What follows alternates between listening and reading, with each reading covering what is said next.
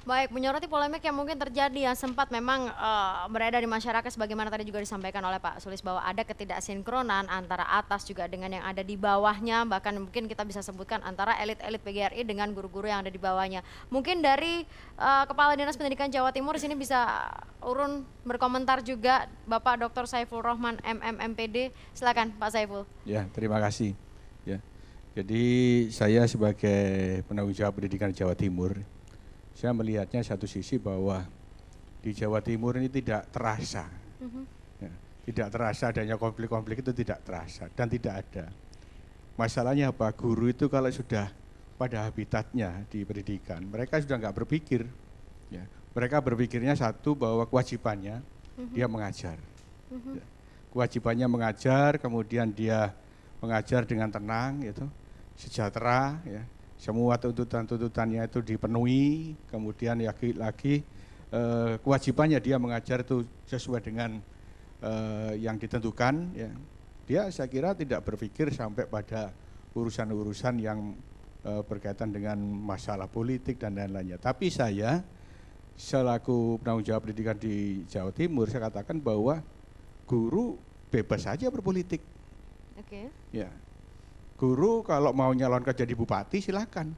Tapi ketika dikatakan bebas berpolitik, apakah itu tidak akhirnya menurunkan atau enggak, secara pribadi guru tadi, ya toh, di luar kalau profesi berarti sudah lepas dari profesinya. Kalau yang PNS juga lepas dari PNS-nya. Nah ini, dan itu saya setuju kalau mereka jadi bupati, otomatis menambah peran bupati tadi perhatian pada pendidikan. Ya, itu menguntungkan kami. Oke. Ya. Kalau seandainya katakanlah guru tadi sebagaimana Pak Ivan mengatakan dekat-dekat dengan partai politik setidaknya menitipkan aspirasi guru kepada dunia politik. Kalau itu urusannya lain kalau itu. Kita nggak sampai ke sana. Tapi saya secara pribadi guru itu boleh berpolitik. Yang swasta jelas banyak dan bebas, dia punya hak. Ya. Dan yang negeri pun dia punya hak, tapi dengan catatan dia harus lepas dari status PNS-nya. Dari status PNS ataupun profesi gurunya profesi itu gurunya, tadi. Iya lepas itu. Supaya tidak Tapi tumpang kalau dia sudah jadi otomatis dia akan memperjuangkan hak-haknya guru dan lain-lainnya. Secara menyeluruh Pak, bukan hanya di Surabaya, di Jawa Timur juga melihat kondisi guru yang mungkin erat dikatakan dengan ya pusaran politik dan segala macamnya, itu memang murni, bukan hanya di Surabaya saja. Kalau di Jawa Timur juga seperti itu kah? Saya kira teman-teman guru kita ya di daerah-daerah pun ya mereka tidak mikir sampai ke sana. Ya, tidak mikir sampai ke sana. Mereka mikir bahwa target pendidikan, target dia mengajar ya untuk anak didiknya itu kuncinya di situ. Kecuali kalau ada peluang-peluang ya. Ya, dan itu dinilai sebagai dedikasi tinggi ya, sebagai seorang guru tinggi, begitu ya. Baik, Pak Saiful terima kasih. Ada juga Rektor Unipa Surabaya yang hadir bersama dengan kami di sini, Bapak Dr.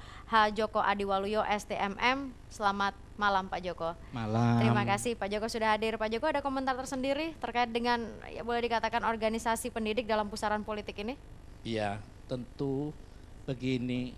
Contoh yang paling bagus itu diri saya, Pak. Anggota PGRI seluruh Indonesia, saya contoh. Saya dulu itu wakil ketua PGRI Jawa Timur.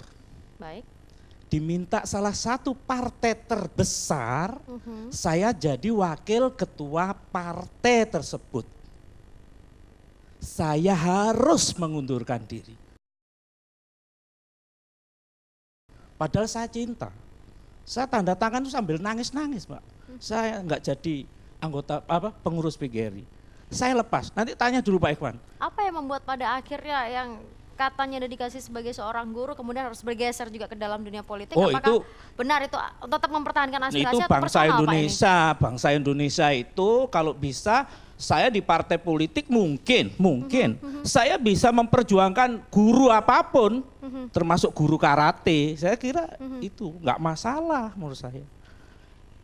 Contoh yang baik saya ya, yang kedua, orang baik itu kayak gini. Ketika saya diangkat menjadi rektor IKIP atau rektor Universitas PGRI di Buana, tidak boleh menjadi pengurus partai politik. Saya mundur jadi pengurus partai politik, partai terbesar di Jawa Timur. Mundur. Karena apa? Saya taat kepada anggaran dasar PGRI. Yang perlu diketahui, informasi apapun pada PGRI, Pak Ikhwan, diterima.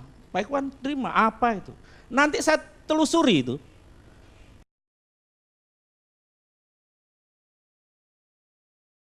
Nanti kalau ketahuan tak gerodok dengan mahasiswa saya, itu nggak benar kalau suruh Pak politik praktis, nggak benar itu.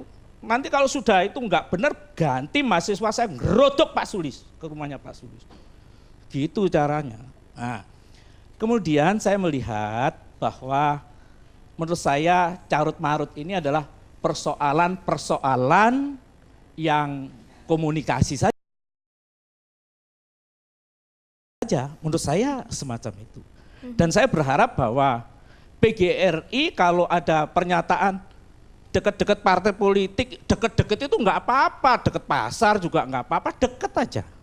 Tapi kalau terlibat dan itu suatu keputusan anggota, sang geruduk itu. Nanti mahasiswa saya ajak, geruduk itu, ke rumahnya Pak Ikhwan. Seperti itu ya Pak ya, dalam artian apa sih Pak yang mungkin kedekatan antara organisasi pendidik dengan politik ini memang batasnya sudah mulai tipis? Begini, organisasi manapun ya, nggak usah guru lah, katakanlah pers juga.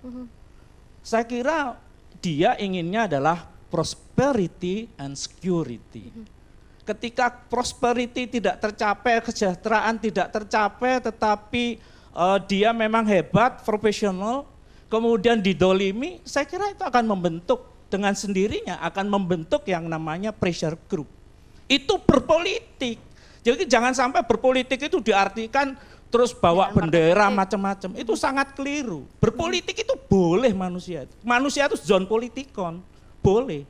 Tetapi organisasi tidak boleh dibuat mobilitas vertikal masuk dunia politik. Wah itu cilaka, itu masuk neraka Gang 16 Pak yang Joko, dekat ada WC tanggapan umum. tidak dalam artian mungkin jaminan bahwa PGRI ini dikatakan bersih dari dunia politik karena tidak menutup kemungkinan dulu ketika terbentuk pun juga adalah hasil dari buah politik, meskipun setelah masa reformasi pun itu semua mulai ditinggalkan. Sampai sejauh ini ada yang menjamin kebersihan dari... Tidak ada organisasi di Indonesia yang near politik. Oke. Ya, apapun. Apakah itu agama, apapun. Akan semacam itu. Itu karena bagian dari kehidupan. Yang salah itu kan dipolitisir. Ketika PGRI berbondong-bondong semacam itu. Kan demikian. Itu yang terjadi. Jadi kalau saya jadi pengurus besar hari ini, ya nggak boleh berpolitik pakai PGRI. Tapi pakai nuranimu. Masuk semua. Bila perlu anggota sekali lagi. Nggak usah jadi pengurus, organisasi. Jadilah ketua partai semua. Oh bagus itu malah. Tapi sayang saya bukan ketua PGRI. Hanya itu aja. Oke. Baik, terima kasih banyak Pak Joko. Pak Amar tadi ada tanggapan terkait dengan netralitas juga di sini kalau dikatakan bahwa semua pastinya akan berpolitik juga. Dari Pak Amar tadi selaku Ketua Dewan Pendidikan Surabaya. Ya, saya berpandangan begini ya. Pertama memang kalau tidak terbantahkan lah bahwa memang PGRI lahir dulu dari anak kandung politik gitu ya, tetapi kemudian dalam perkembangan sejarah mereka sudah betul-betul melepaskan atribut itu, sehingga stigma bahwa PGRI itu berpolitik bagi sebagian orang kemudian muncul ya, meskipun tidak betul tadi sudah dipertegas oleh Pak Ikhwan, kemudian pengurus pusat dan sebagainya. Nah saya mengilustrasikan begini, jadi memang dulu PGRI ini ibarat anak tunggal. Ya, anak tunggal, kemudian nggak ada yang lain. 55 tahun sampai muncul Undang-Undang Guru dan Dosen.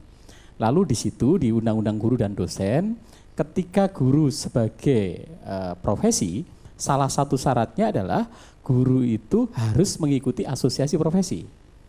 Lalu kemudian muncullah ya asosiasi-asosiasi yang banyak sekali. Ya, sehingga pilihan guru menjadi semakin banyak, gitu ya, semakin banyak. Nah, ini menurut saya sebuah kenyataan.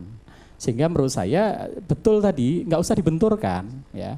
Justru kehadiran asosiasi profesi yang baru ini justru meringankan tugas PGRI.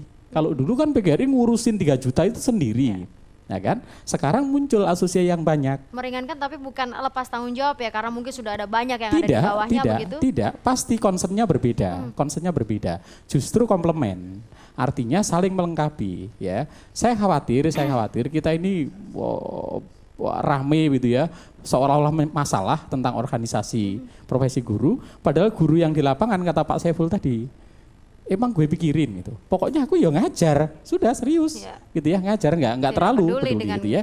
Ya. Artinya apa? Tidak usah dipertentangkan di situ. Kalau kemudian tahun ini ya ada peringatan Hari Guru yang dihadiri oleh banyak, kemudian PGRI memilih tanggal 13, saya pikir juga sah-sah saja, nggak apa-apa kan? Nggak apa-apa. Kalau guru kan sudah semuanya. Tidak lalu perlu PGRI dilihat dari sisi politis dan segala macamnya. Nggak usah.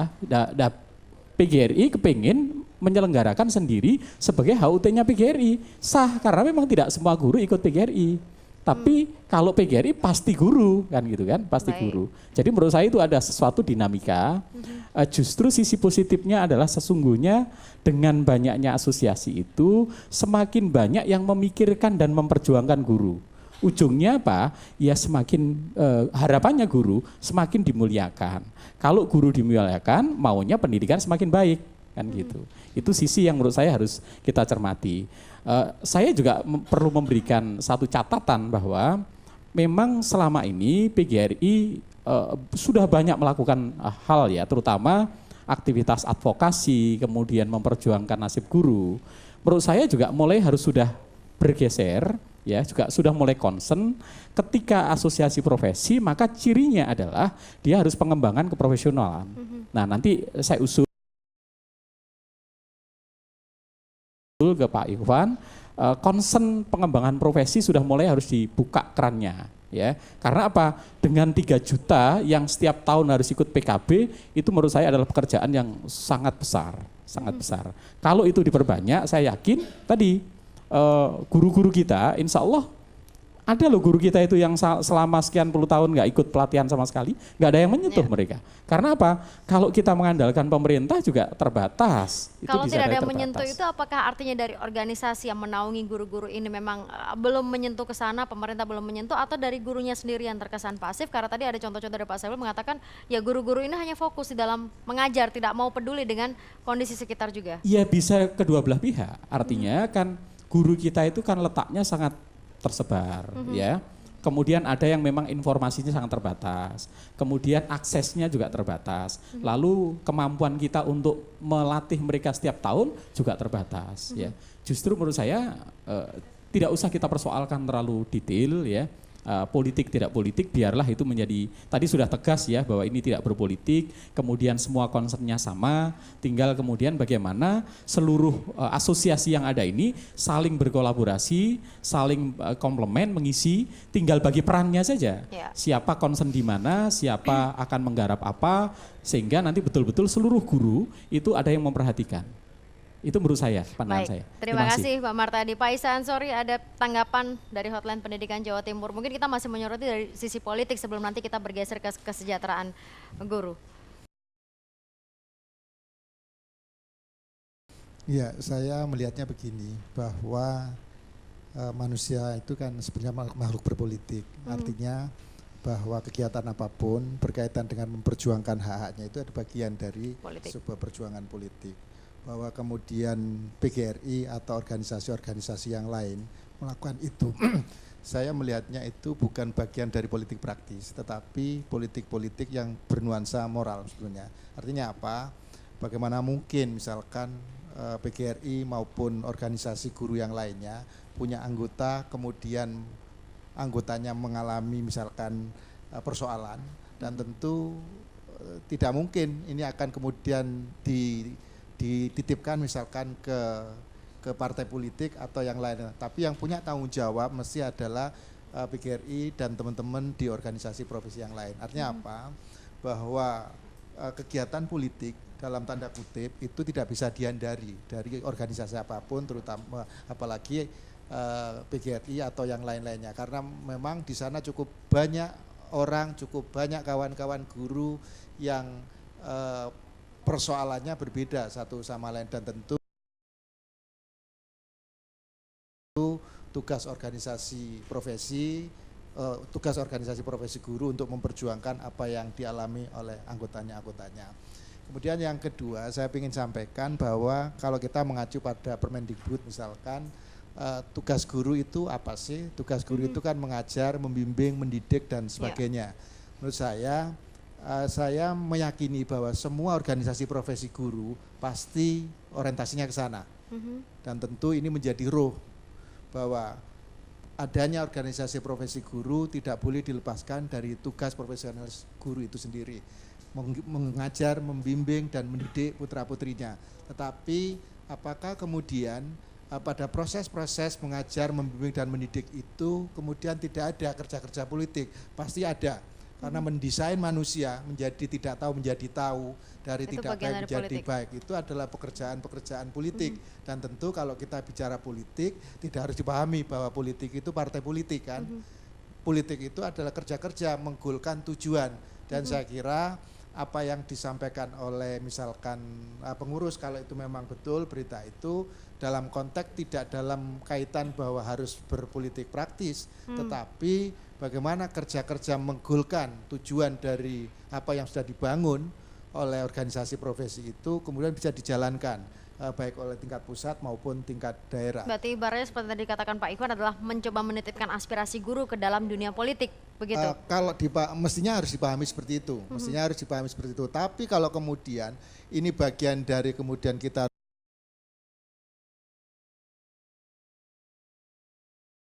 harus melakukan kerja-kerja politik dan berpihak pada partai politik, saya kira itu yang tidak boleh dilakukan oleh atau menjadi anggota partai politik itu yang tidak boleh dilakukan oleh guru. Tapi apakah itu bisa ditinggalkan? Saya kira tidak ada satupun orang itu yang tidak berpihak. Semua pasti akan berpihak, tetapi keberpihakan itu seperti apa? Menurut saya ini menjadi penting untuk kemudian nurani kita sebagai guru ketika kita berpihak, itu berpihak yang seperti apa? Netralitas seperti itu apakah menjadi tanggung jawab dari organisasi yang menaungi guru tidak? Untuk tetap menjaga anggota-anggota di bawahnya untuk keberpihakan itu sesuai dengan pakem dan rule ya? Saya sejauh berpihak itu dalam konteks memperjuangkan nasib guru harus. Tetapi kalau kemudian berpihak lalu masuk dalam partai politik tertentu, menurut saya itu yang tidak boleh. Tapi selama dalam konteks berpihak pada kepentingan memperjuangkan aspirasi guru dan nasib guru, saya kira harus semua organisasi profesi guru itu harus melakukan.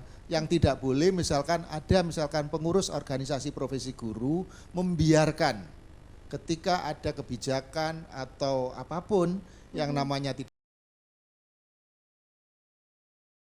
berpihak pada guru lalu justru kemudian mengiyakan kebijakan itu, saya kira itu malpraktek dari sebuah pelaksanaan kaidah kode etik organisasi profesi guru. Pak Isa, ada catatan tidak kalau seperti yang tadi barusan jadi disampaikan bahwa mungkin ada yang ibaratnya tidak berpihak tapi diiyakan, ada catatan tidak mungkin? Menurut saya banyak ya. Karena ini kan menurut saya banyak itu karena persoalan cara melihat melihat dan cara menempatkan diri dalam sebuah perjuangan politik. Kadang-kadang kita itu kemudian kita pahami bahwa berjuang itu harus menggunakan kendaraan tertentu, menggunakan partai politik atau memihak pada posisi tertentu yang kemudian itu akan merugikan banyak. Dalam posisi-posisi seperti itu saya kira itu pelanggaran terhadap kode etik guru. Baik, nanti mungkin ditahan karena mungkin ada catatan dari Pak Isa, nanti bisa disampaikan di segmen berikutnya. Saya geser dulu ke Bu Tari di sini selaku Persatuan Perempuan Peduli Generasi Indonesia. Bu Tari, selamat malam. Ada tanggapan Bu Tari terkait dengan, ya kita masih akan membahas terkait dengan organisasi pendidik dalam pusaran politik sebelum nanti, tapi seperti tadi saya bilang kita geser ke kesejahteraan dan juga mutu dari pendidikan itu sendiri. Ya, apa yang disampaikan Bapak-Bapak tadi secara umum sama ya, jadi intinya bahwa setiap individu atau setiap guru, katakan bukan profesinya sebagai guru, itu berhak untuk berorganisasi atau berpolitik. Jadi yang tadi disampaikan bahwa kalau dilarang itu dalam undang-undang dasar saja berserikat, berkumpul, mengungkapkan pendapat boleh itu ya. Dijamin. Nah tadi intinya kalau mereka itu sesuatu guru untuk mencapai kesejahteraan tidak bisa dilakukan sendiri, pasti dia berorganisasi. Nah ketika berorganisasi tidak ada salahnya ketika saya sendiri prihatin ketika misalnya seseorang itu alergi partai politik. Padahal segala sesuatu kebijakan, sistem ataupun anggaran ditentukan partai politik melalui legislatif dan eksekutif. Ini yang belum dipahami secara, katakan ya kalau yang elit-elit pengurus-pengurusnya paham lah, apalagi yang sudah pernah terlibat di dalamnya. Tetapi saya sendiri pernah menemui seorang doktor ataupun seorang profesor ataupun guru atau profesional, dia tidak paham. Harus memilih misalnya wakil rakyatnya ya di tingkat daerah, tingkat 2, di tingkat provinsi maupun di DPR RI ataupun kepala daerah ataupun presidennya ataupun gubernurnya. Dia tidak paham bahwa ini saya dipolitisasi atau dilibatkan. Padahal sebenarnya setiap individu guru atau keluarganya atau profesinya sebagai guru itu punya kepentingan terhadap partai politik.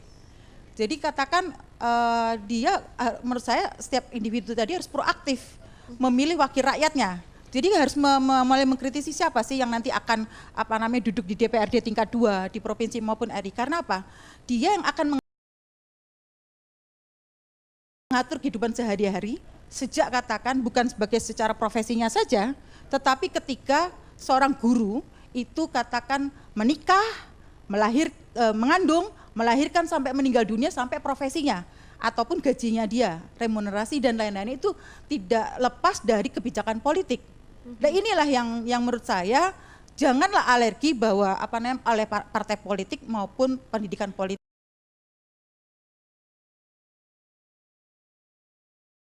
Tapi kalau menurut Bu Tari, haruskah guru ini mendekat ke partai politik untuk menitipkan aspirasinya dalam dunia politik, atau guru cukup diam, biarkan mereka saja yang politik? Kalau saya pribadi harus proaktif, kita tidak bisa menitipkan nasib. Saat ini kita tidak bisa menitipkan nasib pada orang lain saja. Tetapi kita punya misalnya ada guru yang cuma 150.000, 300, saya juga menemui itu di beberapa daerah, katakan yang terima honorer ya. Nah, di Surabaya saja ada tadi guru TK cuma 75.000. Ketika dia diam saja, dia tidak akan bisa merubah. Dia akan berorganisasi melalui PGRI atau IGI, Ikatan Guru Indonesia, ataupun nanti suatu saat ada organisasi partai politik saja tidak satu, bisa 2, bisa 3, bisa. Serikat buruh pun juga sah. Beberapa serikat ya tidak, semua tujuannya sama. Saya rasa semua PGRI maupun IGI tujuannya sama. Pertama adalah mensejahterakan guru. Nah, mensejahterakan guru PGRI saja tidak bisa memperjuangkan tanpa partai politik. Yang ada di DPR yang secara legal itu diakui bahwa dia membuat undang-undang, dia membuat kebijakan, dia mengontrol anggaran negara, APBD, ya kan? Nah kalau guru boleh secara organisasi, kalau menurut saya kenapa tidak? Tetapi yang tadi praktis maksudnya misalnya strukturnya itu tidak boleh menjadi pengurus partai politik.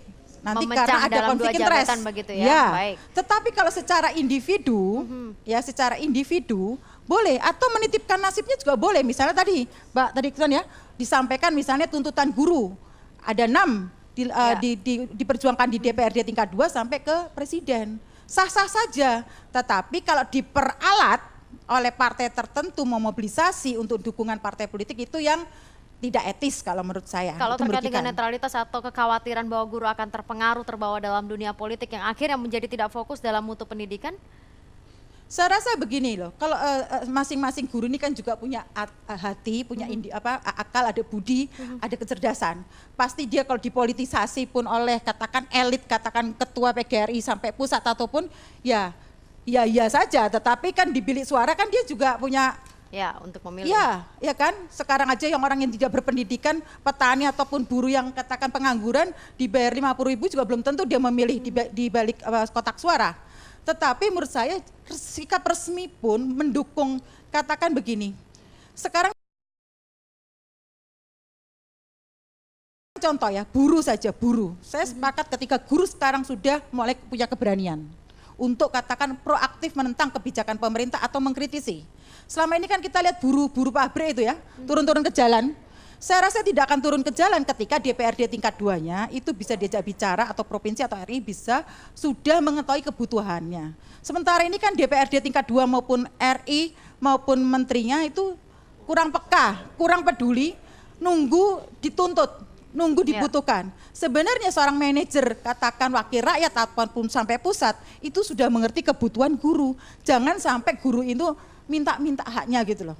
Tetapi ketika kita punya wakil rakyat ataupun pejabat ataupun pemerintah itu yang lengah, tadi yang dikatakan Pak Sulis, kita harus mengkritisi, rakyat itu yang membayar kok.